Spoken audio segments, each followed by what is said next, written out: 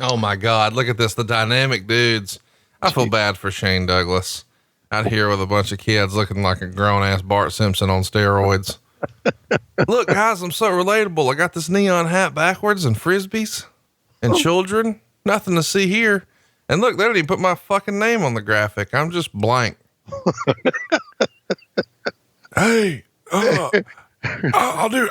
Listen, my family's out here with shoulder pads on spikes. I gotta have my own gimmick. I know they paint their face and put spikes on shoulder pads. What if I had a frisbee? What if I got a frisbee? Maybe a skateboard.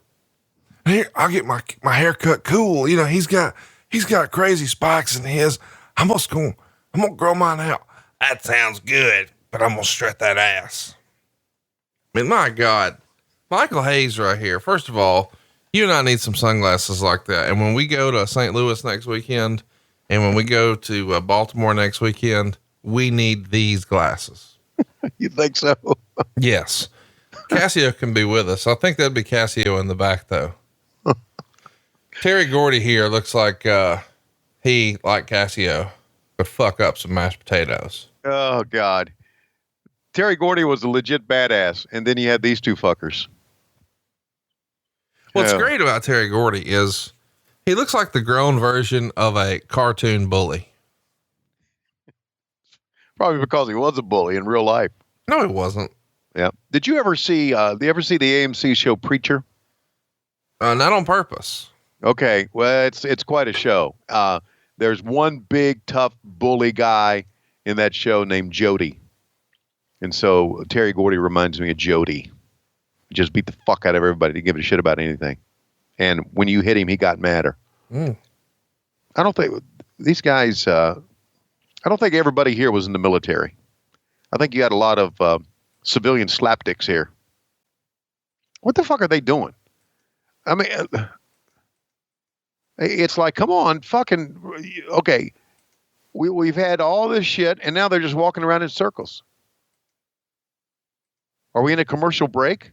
Oh, here we go. Finally. Thank God. Let me just tell you one of the things I enjoyed about WCW in this era. I love that they would wrap the post in Coors Light or Ruse. Right.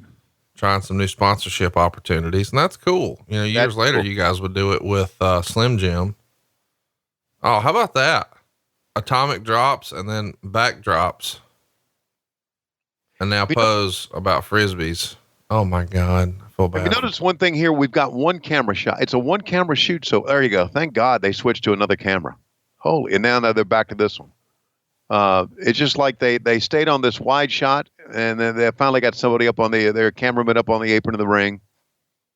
I'm very, very, sensitive to things like this, camera work and everything. You know, you were saying that you kind of threw it out, just threw it out and kept going, that I was jerking off the Ultimate Warrior back then. Yeah. With your hand and mouth. Yeah. Well, I think back by that time I was jerking off Zeus. Oh, that's right. Yeah. Around this time. Yeah. You were cross-eyed. Yeah. Cross-eyed and jerking off Zeus. Which one of them dicks you want me to grab? The one in the middle. Okay. Thank you. But fans are, man, I gotta say, fans are into this shit, buddy. Well, why wouldn't they be? I mean, listen, I know that we're sort of making fun, but that's because, that's what we do here on the show.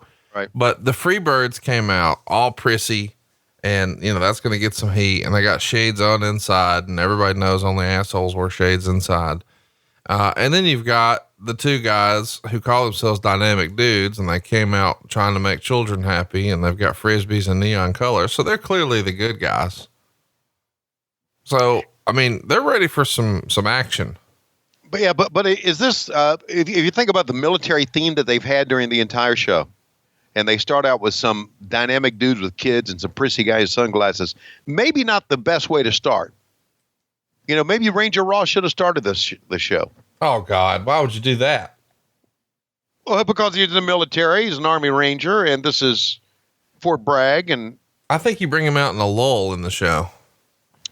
Okay. So when things start to, oh man, we need to pick me up. Get Ranger Ross. Like this is the one time he's over.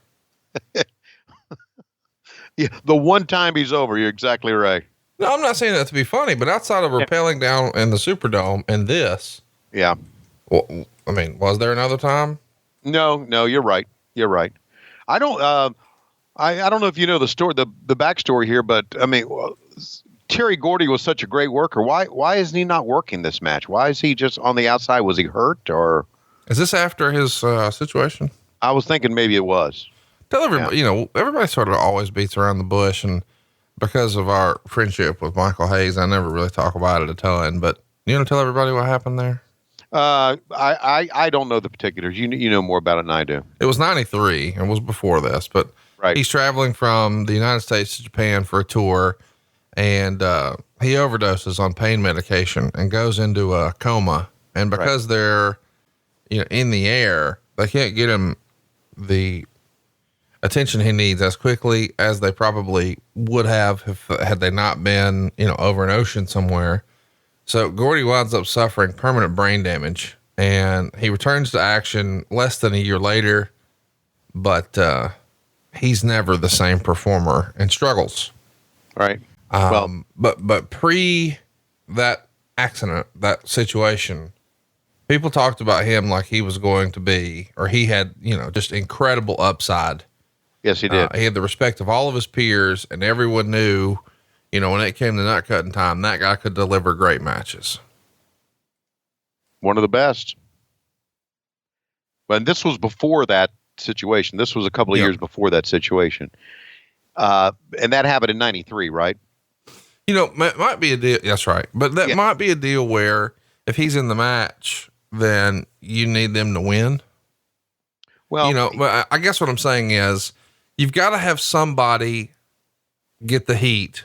And that's clearly Michael Hayes. Look at him. And then you've got to have them beat up somebody and somebody sell and take the ass whooping. So, I mean, Jimmy. Yeah, rather than Gordy. Right. Right. And that's why the trio version of this group with Buddy Roberts. So, that way Michael Hayes could get in there and talk trash, and then the baby faces could beat up Buddy Roberts, and he could bump all over for them and make them look like studs. But then when it came time for the Freebirds to sort of turn the tide, they just tag in Terry, and Terry cleans house, and it's very believable. So that was sort of the formula from the original Freebirds. And obviously that changes a little bit here with Garvin. And I know a lot of people aren't as big on the version with Garvin because it's not the original. And man, I get that. I do. Cause I've got a lot of great friends whose favorite version of the Horseman is the first version. And I get that. But to me, I think just independently of one another, independently of this group, man, I think Garvin's a better performer than Roberts. Oh yeah, he is. Jimmy Garvin was a great performer. And I understand going back underrated, by the way. I mean, I think people look at this version of him and this taints him a little bit, but you look at the stuff he was doing as a single before. I mean, pretty damn good. Yeah. Gorgeous Jimmy Garvin and Precious, and had a run with Ric Flair that we've covered on this show, and was great, man. Well, Shane looked pretty good here, didn't he? Shane is one of those guys where, I think maybe at times he may have been his own worst enemy, because it feels like as soon as, he was a guy who had options outside of wrestling, and he had a high opinion of himself, and that's not a bad thing. He was willing to stand up for what he believed in and all that stuff. And I just think he was very principled at times about, what he would do and he wouldn't do and things like that. So you saw him sort of just waft into promotions where everybody making decisions saw the same thing we do. That, dang, this is a pretty big kid, and he's in good shape, and his work is good, and his promos are good. And I mean, he checks all the boxes, but for whatever reason, he never hung around anywhere long enough to really get, maybe the full benefit of being there, because it feels like it was lots of stop and go. Now, of course, he became a big fish in a small pond with ECW, but I can't help but wonder, like, what would that have looked like had he hung in here and longer, or had he hung around the WWF longer? We'll never know. Either way, we do know the Freebirds get the win here after a DDT, and our referee was the great Tommy Young, who, I don't know that we've talked about on the show, but he called me a couple months ago. Have we talked about that on the show? We have not talked about that on the show. I'd like for you to explain that phone call to us. So, well, before I do want to ask, what's your take on Shane Douglas? Do you think Shane could have been a bigger star than he was had he hung around somewhere? Yes, he could have been. And I think you're right when you said that he was his own worst enemy at times. You mentioned that he checked all the boxes. He checked a lot of the boxes below the line too. And that was unfortunate for him. But what do you mean below the line? Well, I mean, he was his own worst enemy, and he could cause some trouble, and he could, sometimes you just got to know when to shut up.